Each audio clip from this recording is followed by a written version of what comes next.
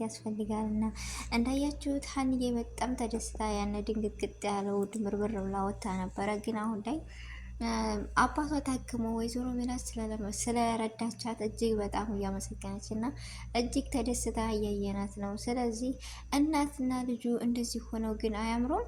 ምን አለ ቢተዋወቁልን? ይችን እርግብ የተባለችውን አውጥተው ሀንዬ ሁሉን ነገር ተጋፍጠሽ እውነቱን ተናግረሽ እንዲሁም ለሰላምና ለሙናሴ እውነቱን ንገሪያቸው፣ የሚሰማሽን ንገሪያቸው። እነሱ የማያግዙሽ ነገር ምንም ነገር የለም።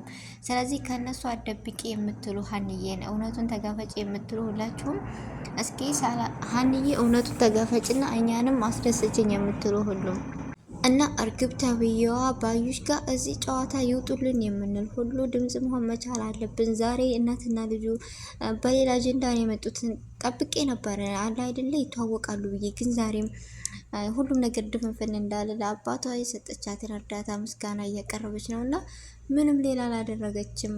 ዛሬ ድጋሜ ትናንትና ወይዘሮ ሜላት እንዳያችሁት ለሀና በአካውንቷ ብር አስገብታላታለች።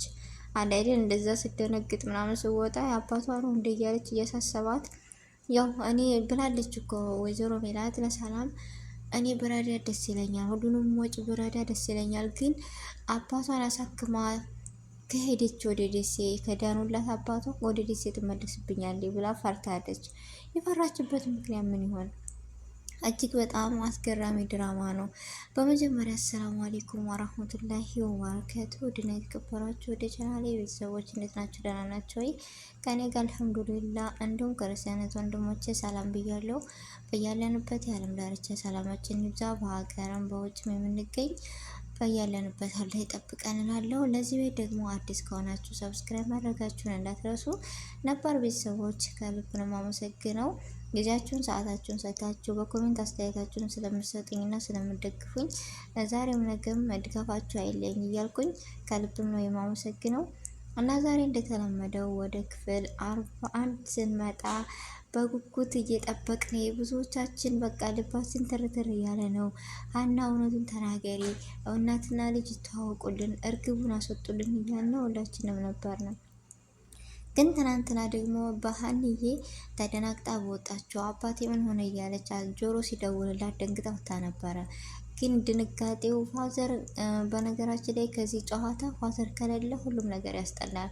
ሁሉም ነገር የሚኖረው ሀናንም የምናገኛት በአባቷ ምክንያት ነው እና አባቷ በመጀመሪያ ምንም ነገር መሆን የለበትም፣ ታክሞ መዳን መቻል አለበት። ሲቀጥል ደግሞ እሱ ሰርፕራይዝ ነው እንጂ ያደረጋት ምንም ነገር አልሆንም። ፋዘር ለምን ብሩን ጓደኛው ስለሰጠው እንዲታከም ስለረዳት እንጂ ሌላ ምንም ነገር አልሆነም እላቸዋለሁ። ወደ ቤተሰቦቼ እንግን ወይዘሮ ሜላት እንደምታዩት እዚህ ጋር እኔ እንጃ ይሆን የእናትና ልጅ እኮ ስሜት ነው የሚታይባቸው፣ ግን ለምን እውነቱን አይነጋገሩም አላቅም። ብቻ እናትም የተባለችው እውነቱ የሚሰማትን ስሜት ብነግራት ልጅቷም እንደዚህ ሀና ከድሮ አንስታ እስከ ልጅነቷ እናት እንደሌላት ምናምን ታውቃለች። ግን እንደዚህ ጠፍታ እንደመሆን ምናምን ነገሮችን ተጋፍጣ የመናገር ችሎታ የላትም ልብል ወይስ ምንድን ነው? በፊት አንስታ እኮ ብታስረዳችሁ ይሄ ነገር ባልመጣ ነበር አለ አይደለ? ወይዘሮ ዝናሽ ደግሞ እንዴት እንዳወቀች አላቅም። ወይዘሮ ባዩሽ እንዴት እንዳወቀ አናቅም። ሀና ልጇ መሆኗን በእርግጠኝነት ነው ያወቀችው። ለዛ ነው በደካማ ጎኗ የገባችባት። ግን እጅግ በጣም የሚያሳዝን ነው። ሀኒዬ ግን አሁን ላይ እውነቱ ተጋፈጪ። ሰላምና ሙናሴ የማያግዙበት ምክንያት ምንም ነገር የለም። ጆሮ ሆነው ሶስታቸው ከጎኗ ይቆማሉ። ግን እሷ የመናገር ችሎታ የላትም።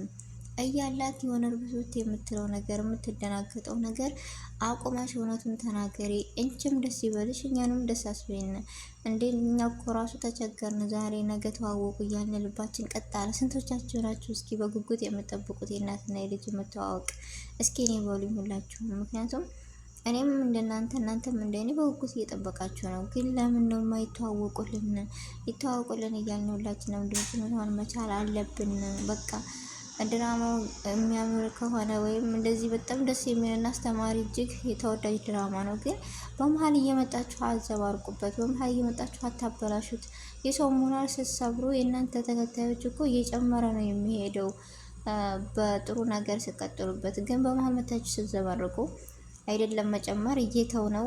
ተስፋ ባለመቁረጥ በቃ ዛሬ ነገ ተዋወቁ እያልን ልባችንን አንጠልጥላችሁ ያየና ያለ ነው። አሁን ላይ ሲጀመር ሁሉ አሳልፎ እንዳይ ታውቃላችሁ። እንደሚያየው ተስፋ ያልቆረጠ ሰው አለ አይደል? ዛሬ ተረከተ ነገር ተዋውቁ። የሀናን ስሜትና የእናቷን የነሰላምን ስሜት የምናሴን ለማየት ሰው በጉጉት ስለሆነ በቃ ያን ዛሬ ተዋወቁ አልተዋወቁ እያልን እየመጣን አሳልፈን የምናየው ነገር እኔ ብቻ ነኝ ወይስ እናንተ ናችሁ?